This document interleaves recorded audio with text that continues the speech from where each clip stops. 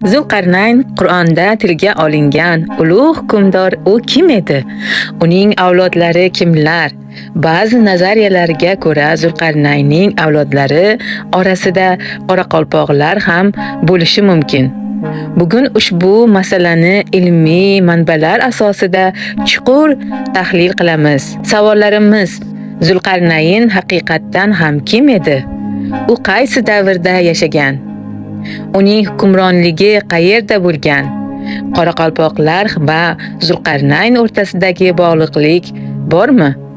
Keling, ilmiy ma'lumotlar asosida barchasini tahlil qilamiz. Qur'onga ko'ra Zulqarnayn quyidagi fazilatlarga ega hukmdor edi. Adolatli va solih shoh. U zaiflarni himoya qilgan.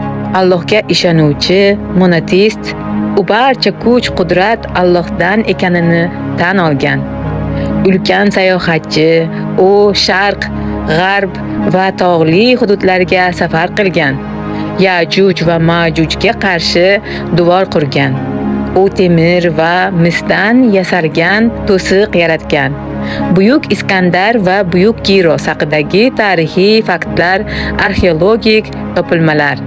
Tarixchilar va dinshunoslar Zulqarnaynning shaxsiga oid turli taxminlarni ilgari surishgan.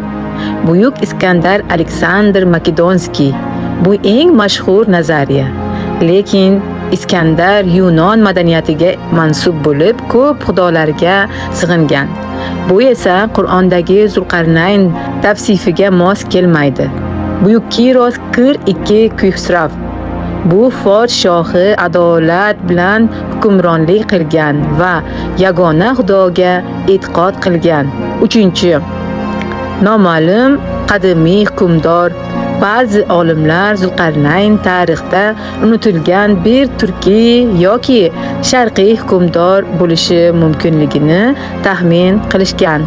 Tarixiy dalillar orasida Darbend darvozasi, Xitoy devori, Kavkaz tog'lari kabi qadimiy inshootlar bor. Ammo bu obidalarning aynan Zulqarnayn tomonidan qurilgani haqida aniq dalillar yo'q. Qoraqalpoqlar O'rta Osiyo xalqlari orasida o'ziga mos madaniyat va tarixga ega xalqdir. Tadqiqotlarga ko'ra, ularning ajdodlari ko'chmanchi turkiy va qisman sarmatskiy qabilalari bo'lishi mumkin. Turkiy xalqlarining etnogenezini o'rgangan Mahmud Qashqariy qoraqalpoqlarni qadimgi turkiy qabilalar tarkibidan sanaydi. Ularning tarkibida O'g'izlar, Qang'ar qabilalari, Sarmatlar va boshqa qadimiy xalq qoldiqlari mavjud bo'lishi mumkin. Bu ma'lumotlar qoraqalpoqlarni O'g'izlar va boshqa qadimiy turkiy qabilalar bilan bog'laydi, lekin ularning Zulqarnayn bilan bog'liqligi borasida aniq dalillar bormi? Keling, davom etamiz. Arxeologik topilmalar va nazariyaning ilmiy jihatlari. Hozircha Zulqarnaynning aniq shaxsi yoki qayerda yashagani tasdiqlovchi arxeologik topilmalar yo'q, lekin Darbend darvozasi, Rossiya Xitoy devori, Kavkaz tog'laridagi temir darvoza qoldiqlari bu masala bo'yicha turli nazariyalarga sabab bo'lishi mumkin. Biroq bu inshootlar aynan Zulqarnayn tomonidan qurilganligi tasdiqlanmagan. Zulqarnayn haqiqatan noma'lum qadimiy hukmdor bo'lishi mumkinmi? Zulqarnaynning tarixda aniq shaxs sifatida qayd etilmaganligi bu nazariyani qo'llab-quvvatlaydi. Turkiy yoki sharqiy xalqlari orasida Zulqarnayn kabi fazilatli hukmdorlar ko'p bo'lgan, lekin ularning ismlari unutilgan bo'lishi mumkin. Ba'zi tarixchilar Zulqarnaynni nomi bilan bizgacha yetib kelmagan, biroq u zamonasida ulkan imperiyani boshqargan shoh bo'lishi mumkin deb hisoblashadi. Arxeologik va tarixiy dalillar yetarlicha bo'lmagani uchun hozircha bu faqat nazariya sifatida qolmoqda. Zulqarnayn va qoraqalpoqlar orasidagi bog'liqlikni ilmiy jihatdan isbotlovchi dalillar hozircha yo'q. Ular ko'proq turkiy qabilalar, xususan o'g'izlar va Sarmat, Shift xalqlari bilan bog'liq. Haqiqatga eng yaqin natijalar. Demak, bugungi videomizdan qanday natijaga keldik? Zulqarnayn shaxsi hanuz bahs mavzusi. Qoraqalpoqlar qadimgi turkiy xalqlardan kelib chiqqan. Ilmiy dalillar ularning Zulqarnayn avlodi sifatida ko'rsatmaydi. Zulqarnayn va qoraqalpoqlar o'rtasida tarixiy bog'liqlik ehtimoli hozircha isbotlanmagan. Turkiy yoki sharqiy hukmdor nazariyasi.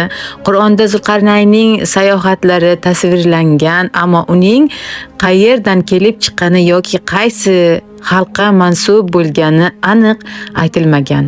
Shu sababdan turli xalqlarga tegishli bo'lishi mumkinligi haqida fikrlar ilgari surilgan. Turkiy hukmdor bo'lishi mumkinmi? Turkiy xalqlar qadimdan qudratli hukmdorlarni yetishtirgan.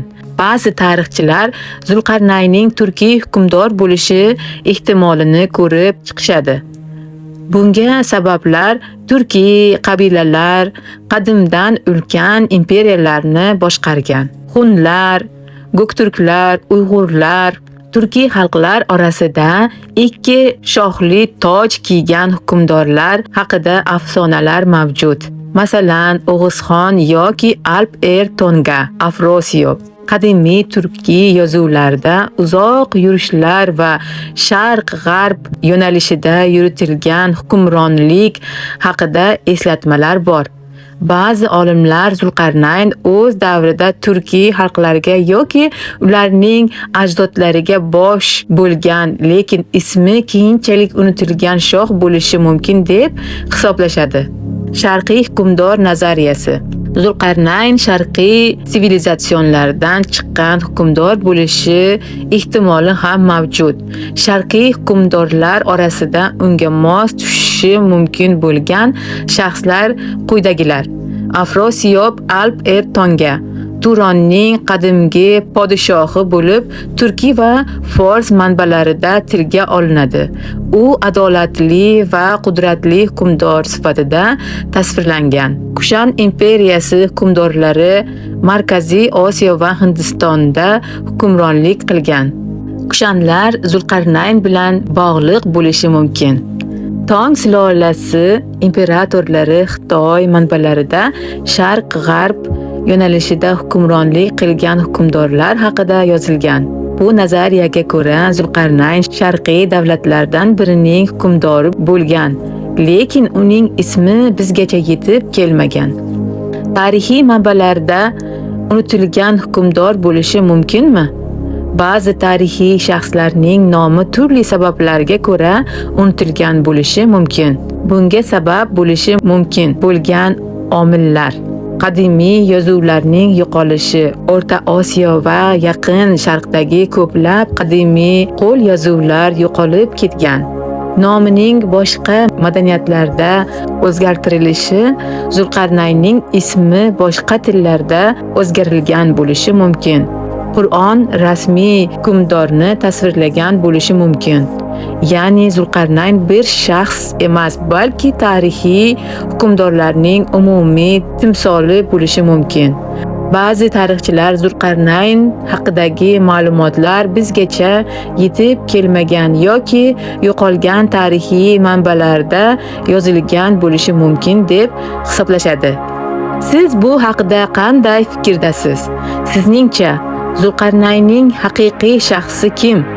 Izohlarda fikringizni qoldiring va kanalimga obuna bo'ling.